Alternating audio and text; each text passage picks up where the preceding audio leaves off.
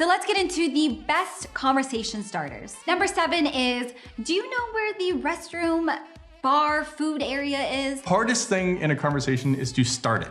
That is it. Like that's the most difficult thing. Once you're in it, it's relatively simple. So you always want to ask someone a question that's kind of disarming or they can easily answer for you. They don't even remember that you needed to know where the restroom or bar is. They don't even know the reason anyways. So it's not like you have to immediately leave. I think a lot of people will say, well, okay, well, they told me, but now I have to leave. No. You just keep now you're in the conversation. That's the beauty of it. Now go with it. Yeah, go with it. Number 6 is going up to someone and saying, hey, so where are you from exactly? Or are you from around here?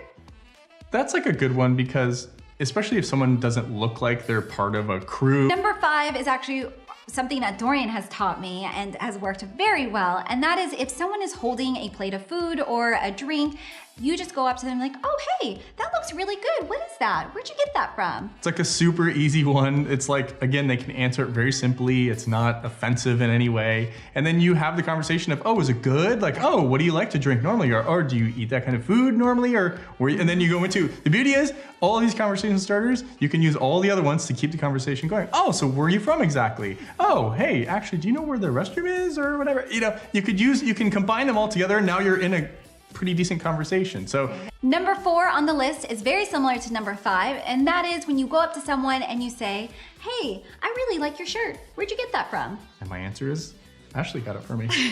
People love compliments. It instantly lets their guard down. So I always try to, especially if I just can't think of anything, I'll just compliment them on something that they're wearing and ask them where did they get it or, you know, something like that. Number 3 is, so what was the best part of your day? So their answer, they're probably giving a lot of good information that you can kind of hook onto and then form your next questions. Number 2 is something that I use a lot and I know Dorian does as well, and that is, so what brought you here tonight or today, etc. So this is great if you're at a bar or some kind of event that's not hosted by someone specifically, but it's a really easy way to get into a conversation. So the number 1 conversation starter that you should use, and that is going up to someone and saying, hi, so how do you know so-and-so? Which means the so-and-so is the host. So these are gonna be really helpful. They've helped me. So I know if they've helped me, they're definitely gonna help you. Hope you all enjoyed.